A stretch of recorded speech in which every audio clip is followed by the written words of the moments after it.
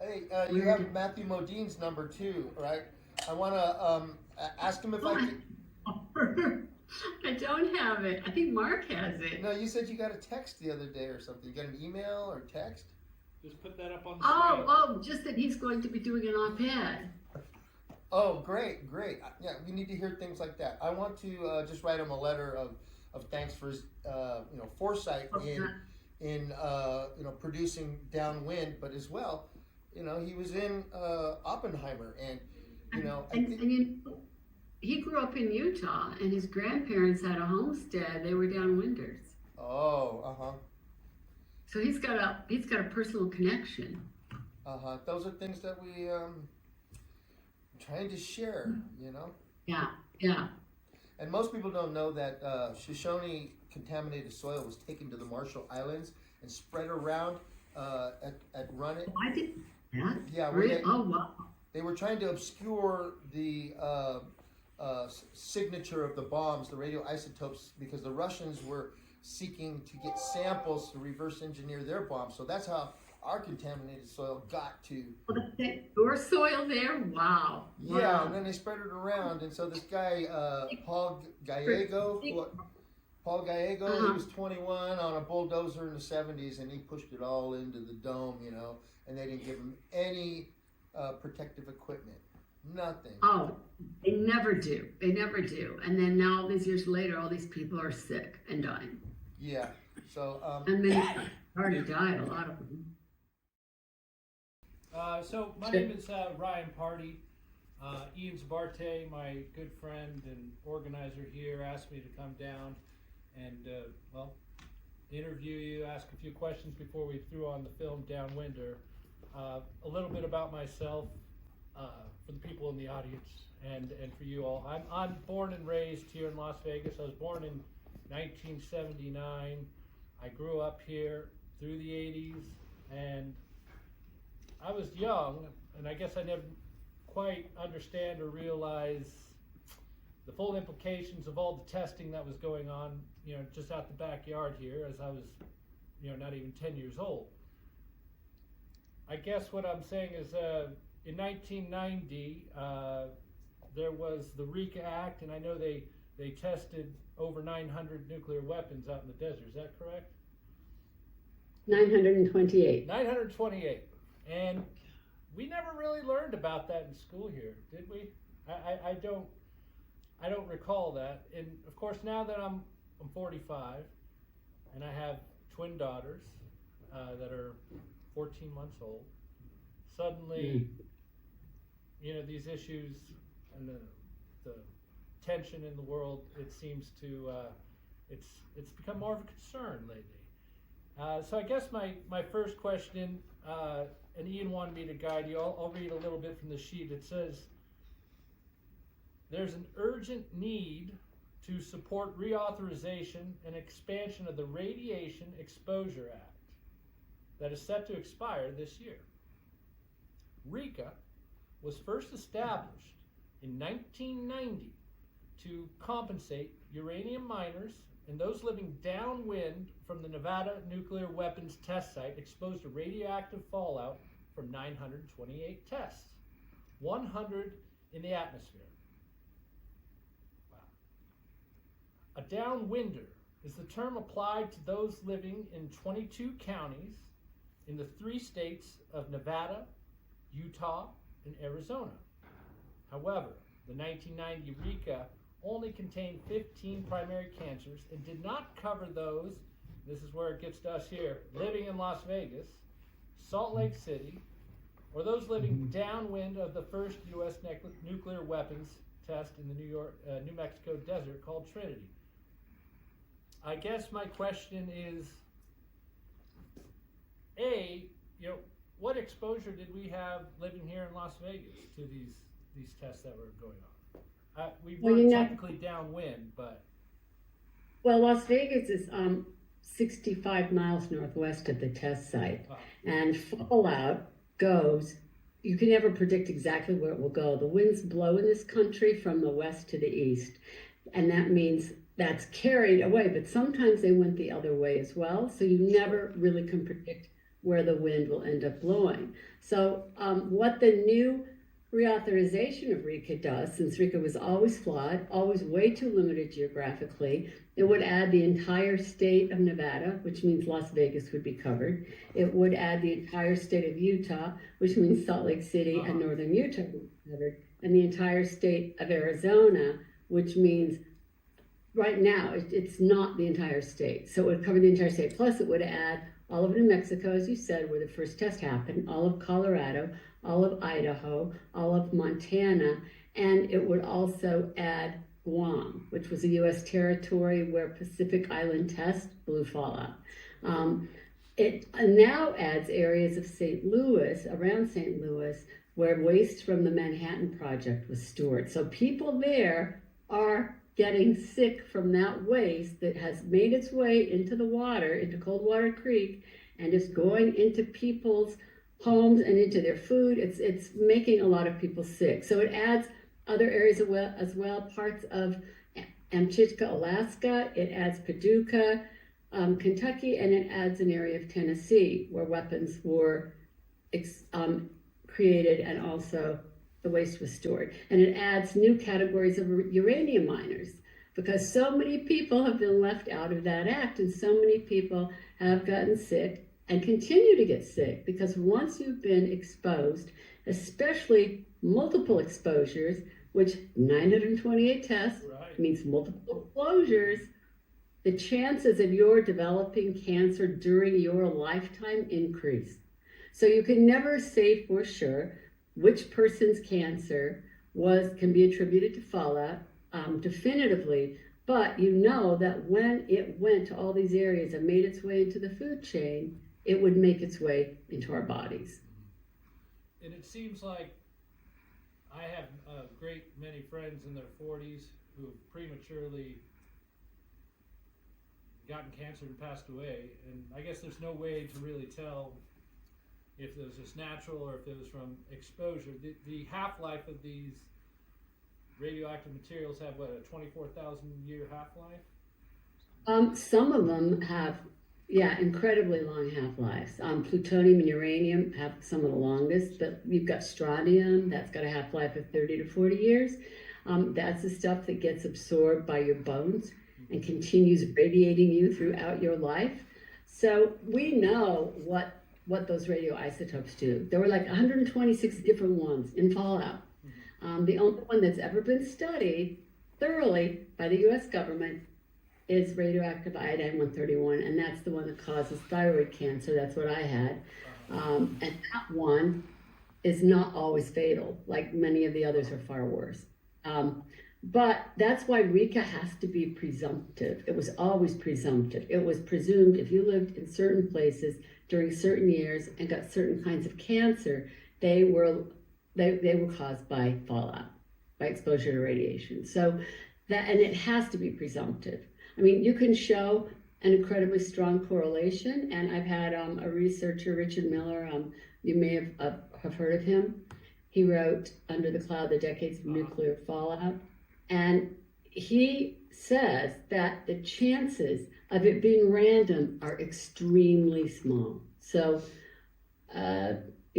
take it for what you will, but so many of the people, as you can imagine, have already died and are still getting sick. I mean, I was just with a friend whose breast cancer came back after 12 years, much more aggressively. So even if you already had cancer, it can come back. And then if you look at a lot of the people, Ryan, like the people on native lands who were uranium miners, they were given no protective gear. They went into those mines. They drank the water that dripped down the walls. They went home covered with the dust and took the uranium to their families. The mines were never remediated. They're still leaking into the water supply there. So people and little children are still getting sick. They're finding uranium in children's blood on the Navajo reservation. Wow, yeah. Now, as far as getting RECA expanded upon and reauthorized, can you elaborate on any specific challenges or resistance you've encountered? Oh, sure. First of all, I have to say we've come farther than we've ever come because we have the help of so many national groups and so many downwind uranium mining communities have come together to work toward this. The bill to expand it passed in the Senate just in March, overwhelming bipartisan support, passed 69-30. Okay. That's huge. Mhm. You have senators like Mitch McConnell voting for it. Yeah. Sadly, Right. Utah senators voted against it, Wow. and it would benefit their own people. Wow. And the excuse they give is, oh, it would cost too much. And if you look at what we've spent on nuclear weapons since the Manhattan Project, over $12 trillion, and what we plan to spend, another $1.2 trillion, and what this bill costs is a tiny, tiny sliver of that. And yet they say, well, we can't afford that, but we can afford to make more weapons that made everybody sick. But we don't have the money to take care of the people that we harm. Okay. So to me, that excuse it's an excuse. Yeah. It's an excuse. Mark, your documentary provides a platform for amplifying the voices of those affected by nuclear testing and highlighting their struggles. What drove you to explore the intersection of nuclear testing and the impacts it had on the indigenous communities that it affected? First of all, thanks for having us here. And Mary's become like a best friend. I adore Mary and her.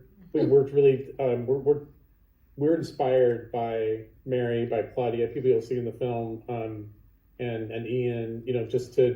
We don't want to give up the fight. Ian looked at me directly in the eye and said, "Don't, this is an important film. Let's get it out there. We want to change lives." And for the past 4 years, it's just been. It's been an incredible ride. We want to continue. We want to continue to educate. That's kind of for us. We started this 4 or 5 years ago with research and began sort of educating ourselves. But then we broadened the community, and we found it. We knew about Trinity. We started looking at things in New Mexico. But then it came to our attention that they detonated 928 weapons in one place in Nevada, the size of it's like the Nevada test site. And we sort of found that to be unforgivable, and it was a topic that needed to be discussed because people still don't know about it. They come up to us at film. We just were in New Mexico this week at a film festival, and people are coming up saying we had no idea. We knew about Trinity. Everybody knows about Trinity and Oppenheimer, the famous scientist. But what about the people impacted? What about the lands? What about restricting lands since the 1950s? And Ian can talk about the treaty that actually deeds that land where Mercury is, and it goes all the way up, past Tonopah. It's a huge swath of land, and it's being restricted and polluted. The other thing I was going to address, you mentioned Las Vegas.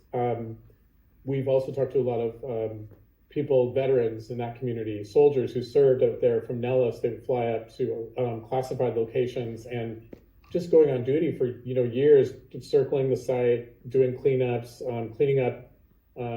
Sometimes there'd be plane crashes, and they'd be in the dirt. Going out there, and like Mary said, they brought materials home to their families and kids because we talked to one family whose the daughter was sort of taking care of home because both parents and the grandfather were working at the test site. Well, every day they were bringing home laundry. She was doing the laundry, and now she has cancer. Her kids are sick, and so it's a story that needs to be told, and it's a truth that needs to be told. Sure. And we're getting to that here, point. I think growing up that they went off to work at the test site, but we didn't really know where they went. They went on these mysterious airplanes and buses without windows, and nobody could ever talk about it, and it was all very much shrouded in secrecy. How about you? During the course of making this film and now that you've released it, what kind of resistance or pushback have you received? Well, and Mary will attest to this, it's mostly been from politicians. Yes. Just about everybody we talked to, even people at the Atomic Testing Museum in Las Vegas were very forthcoming and allowed us to interview. You'll see in the film we interviewed a person who worked at the site. We wanted to get other perspectives. So it wasn't as much a pushback. It really was coming from a lot of the politicians. Locally, Dina Titus has been great and has helped us. But other senators haven't really helped at all. we've reached out to a lot of people in Utah. Utah's such a nurturing place, but the Senate, their legislators need to take care of their own, and they haven't done that, and we want to hold them accountable. So, In fact, we have no voice working for us here in Utah on this issue, which to me breaks my heart, and I would call it a huge moral failure. They have betrayed us and turned their backs on us. so I know we need So to get to the film, but Exactly let me it. ask this last question: What do you hope viewers take away from the documentary, and what actions do you hope it inspires them to make? Well, I hope they will call politicians. Well, right now, we have 17 or 18 days left in this session before the bill will expire in June 10th or June 7th. So we need people to call Speaker of the House, Mike Johnson's office, and urge him to bring the same bill that passed this in the Senate to the House floor for a vote.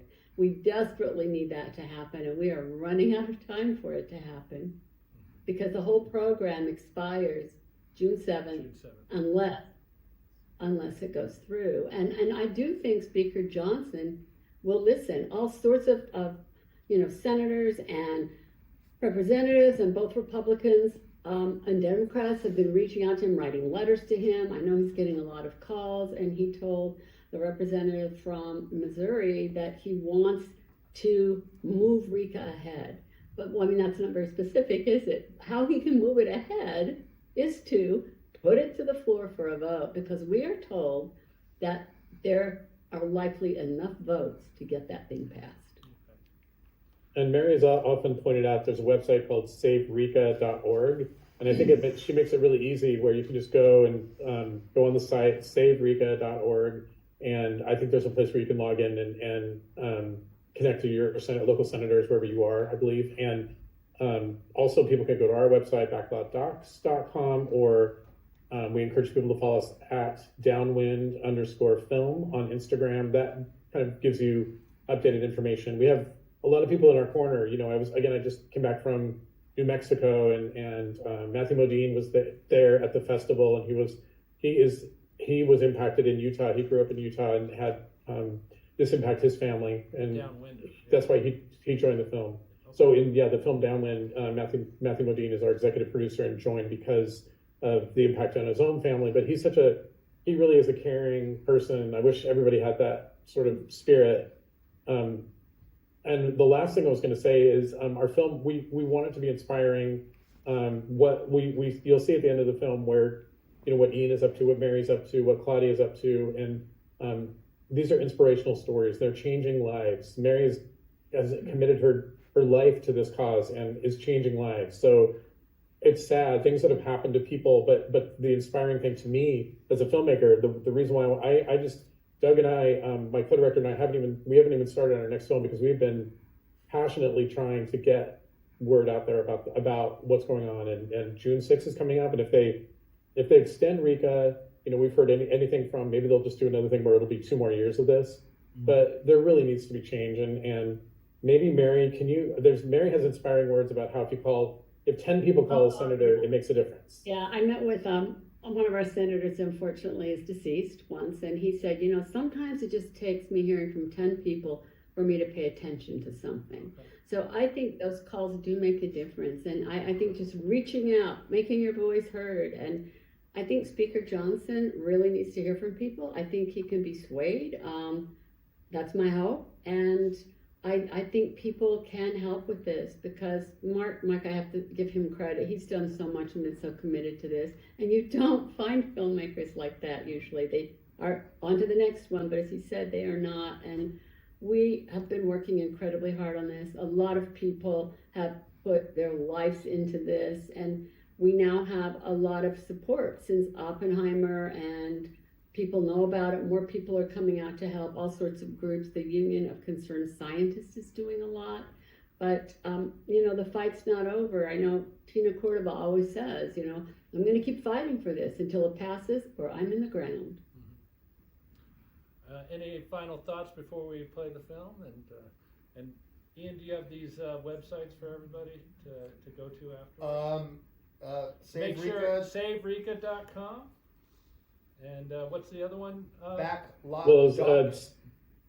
Yeah, sorry. SaveRika.org. I'm sure you got there. I guess for me, last words would be just, I'm thankful for Mary. I'm thankful for Ian and others who are, doing everything they can to get the word out. The people in the audience there, if you have friends and family, our film is now streaming on Peacock. You can watch it after you watch Oppenheimer. Ian always talks about how America looks at icons and big famous people, but we ignore the people that matter, the people of our communities, and the indigenous communities and others, people downwind, and we just need to be there for each other. This is we're part of a bigger community. But there's no more important time than now to come together, and this is a really, really crucial issue that can really bring both sides together, because it's not a Democratic or a Libertarian or a Republican issue. It's a people issue. It's bipartisan. And the thing I always say is, we are all downwinders. We all live downwinders. It's really just a survival of our species issue. So, yeah. Well, thank you so much for joining us, Ian. Thanks for having me. And I think you all heard. Go out there and call Jackie Rosen, I guess, would be our local senator. Maybe let's raise some hell over there. Say hello to her if she stops by. And Dina Titus has been a big supporter, and we'll all be sure to spread the word and make sure your message gets out. Thank you so much. Thank you. Thanks for having us. And hi, everybody. We send our love. I'm from Portland and from Salt Lake. Yeah, I'm from Salt Lake City. Thank you for coming to these. Thank you. Thank you, Mary. Thank you, Mark.